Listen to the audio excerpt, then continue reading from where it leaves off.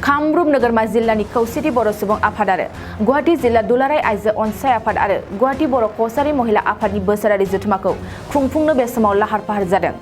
2 बोसोरारि, 3थि बोसोरारि आरो 1थि बोसोरारि जथुमाखौ जथायै खुंफुंनो थाखाय दिनै बेनिनो गाहाय खुन्थियाखौ आफादफोरा गायसननाय जायो। गासै साननैनि हाबाफारिजों मेहेरगोनाङै खुंनो लानाय बोसोरारि जथुमानि थाखाय गाहाय खुन्थियाखौ गायसननानै होयो दुलाराय ब्रह्म धोरोम आफादनि आफादगिरि अमरेन्द्र ब्रह्मआ। बे जथुमानि सोमोन्दोआव बानजाय आफादनि बिबानगिरिया मा बुंदों फै मिथिना लानि। गोजोन्थों। गिबियावनो आङो निउस मिडिया गासैनोबो जायफ्रा फैदों बिसोरनो साबायखर हरबाय जे दिनैनि बे फुंबिलि समावहाय आंखौ फैगौ 2थि खौसेथि बर' सुबुं आफाद गुवाहाटी जिल्लानि बोसोरारि जथुमा लोगोसे गुवाहाटी जिल्ला आइजो अनसाय आफादनि 3थि बोसोरसालिया जथुमा आरो गुवाहाटी दक्षिण गुवाहाटी महिला कसारी समिति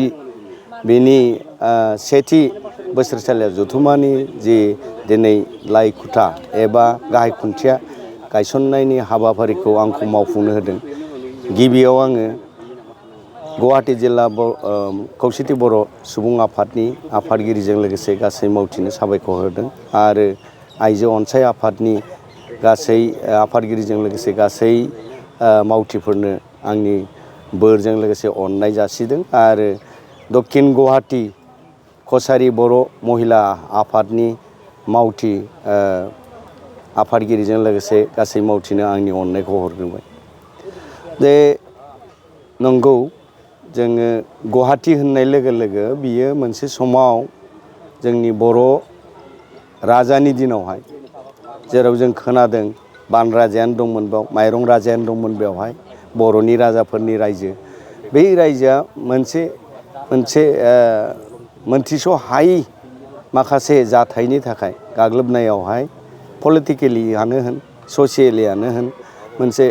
गोदोलांनाय लामायाव फैदोंमोन आरो बियो दा लासै लासै एसे गावनि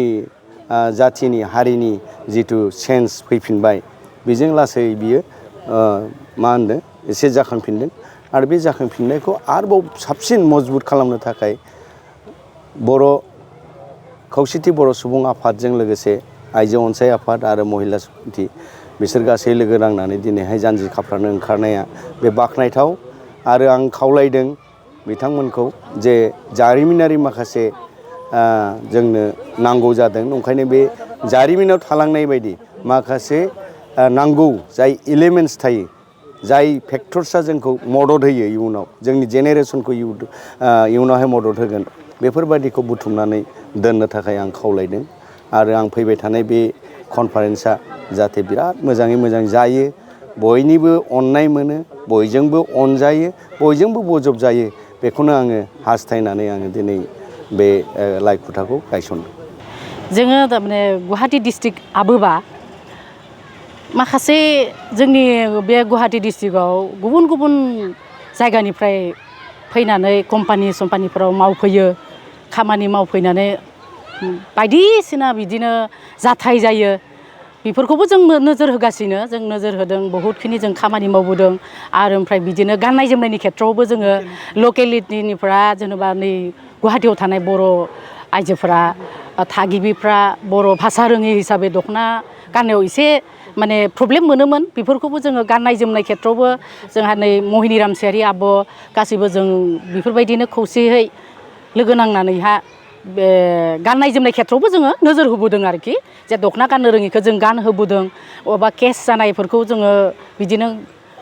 जायगानि मानसिखौ लाफानानै जों आफादखौ दादों जेनेबा गुवाहाटी डिस्ट्रिक्ट आबोबनि दायोबो प्रेसिडेन्टआ जोंना बे गुवाहाटी डिस्ट्रिक्टनि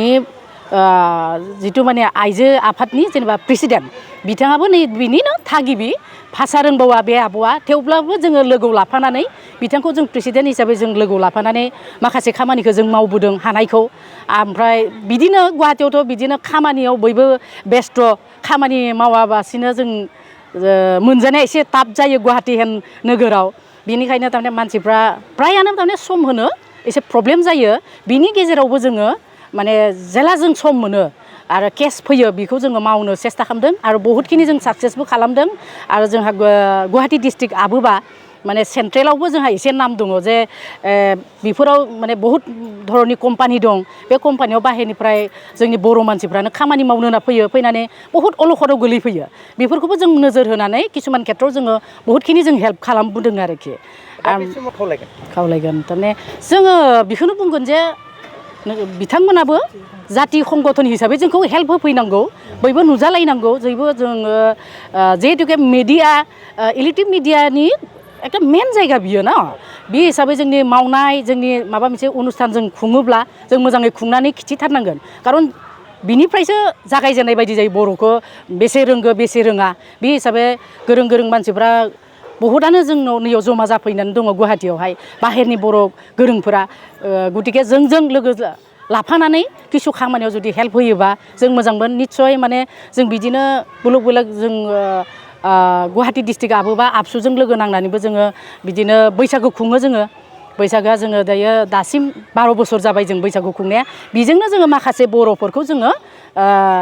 खाबु मोननायनि खायसे आबोमोनब्ला ओंखारबोआथ' जाने बिहु होनबा बैसागो होनोब्ला बयबो रंजानायनि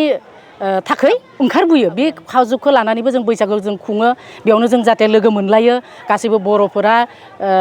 खौसे जायो बे खुजुखौबो जों बर' आबोबा जेनेबा बर' आइजो आफादा गुवाहाटी डिस्ट्रिक्टआ बे खाबुखौबो जों गाराखै आरोखि बेजोंबो जेनेबा जोङो बर'फोरखौ खौसे खालामनो हायो नामा बेखौबो जों नाजागासिनो आरो बे हिसाबै जों एसे साक्सेसफुल होननानैबो जोङो सानो आरोखि नमस्कार आं बेखौनो बुंनो सानो जितु माने आं बानजाय आफादनि आफादगिरि नै जोंहा फैगौ डिसेम्बर 10-11आव जानो गोनां मोनसे अधिवेशन दङ बेयाव जुथुमा दङ बेयाव गासैबो जोंनि गुवाहाटी महानगरनि जेसेबां बर' कसारि दङ बर' दङ बिथांमोना बे जुथुमायाव फैनानै लैहोर लैहोर फैनानै जों बे आहमगाव एलपि स्कुल लांगोनायाव फैनानै गासैखौबो खौसे जानानै नुजाफैगोन होननानै हेफाजाब होफैगोन होननानै आं बानजाय आफादनि आफादगिरि जानानै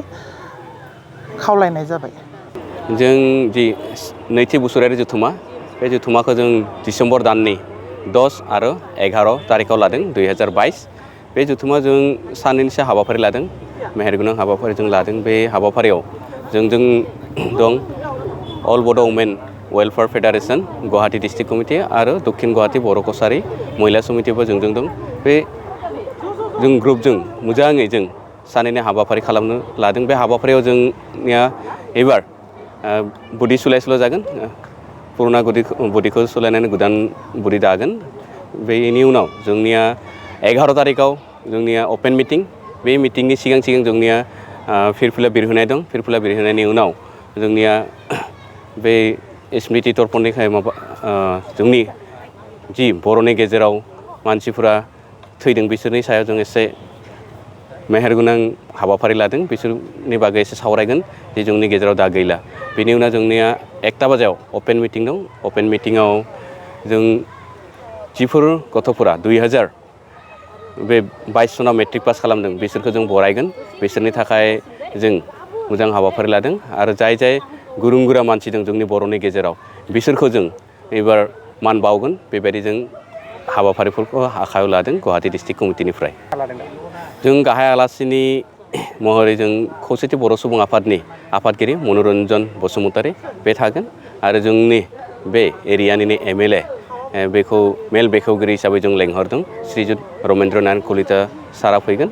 आरो जोंजों दं बर' कसारि वेलफेयार अट'नमास काउन्सिलनि CEM बेखौबो जों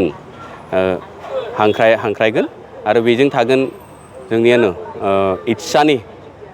जेनेरेल सेक्रेटारि कमलाकान्त मुसाहारि सारा अपइन्टेड स्पिकार महरै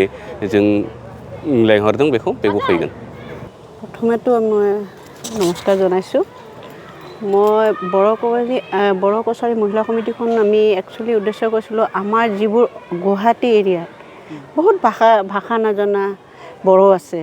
তো সেইবোৰ আমি একেলগে লৈ পেলাই আমি কাম কৰি যাম আমাৰ জাতিটোৰ বচাই ৰাখিবৰ কাৰণে আমি চেষ্টা কৰিছোঁ তো সেই কাম কৰি আছোঁ আমি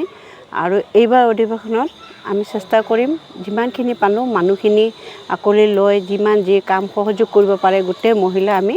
মাতি পেলাই আগবঢ়াই লৈ যাম। অনুৰোধ কৰিম যিমান পাৰে আমাৰ বড়ো জাতিখিনি একতা হ'ব লাগে, একতা হৈ ৰাইজৰ কাম কৰিব লাগে। হয়তো কিছুমানে আপত্তি কৰে কিহৰ বড়ো কিহৰে আমি গুৱাহাটীত থাকোঁ আমাক বড়োটো নালাগে, সেইটো নহয়। আমি যিহেতু আমি বড়ো, আমাৰ জাতিটো কছাৰী, সেইটো কাৰণে আমি কছাৰী জাতিটো একতা হৈ পেলাই কছাৰী নিয়ম নীতি কছাৰী বড়ো জাতিৰ কাম কৰি যাব লাগে। আৰু কোনোবা বড়ো মহিলা কিবা অসুবিধাত পৰিছে বা ৰাইজে কিবা অসুবিধাত পৰিছে, কোনোবা এজন অসুবিধাত পৰিছে, আমি বড়ো কছাৰী মহিলা সমিতিয়ে হওক আবাবৰ সহযোগত যেন আমি আগবাঢ়ি যাব পাৰোঁ সেইখিনি আমাৰ ইচ্ছা আছে। मोनसे फोसावथाय क'क्राझार जिल्लानि सिङाव थानाय दा रियेलिटी पाब्लिक स्कुलाव पाब्लिक रिलेशन अफिसारनि गोनांथि जादों। गोसो गुदुं बिजाथिफोरा थाबैनो जगाजग खालामनो हागोन। पाब्लिक रिलेशन अफिसारनि थाखाय बिजाथिया इंराजि आयदायाव MA खालामनाय जानांगोन, नङाब्ला मास कमिउनिकेशन एन्ड जार्नालिज्म आयदायाव MA खालामनाय जानांगोन। बिनि थाखाय जेबो एक्सपिरियेन्सनि गोनांथि गैया। डिग्री गोनां बिजाथिफोरा बयबो एप्लाइ खालामनो हागोन। दान बान्थाखौ 15,000निफ्राय 20,000सिम होनाय जागोन। गोसो गुदुं बिजाथिफोरा रियेलिटी पाब्लिक स्कुल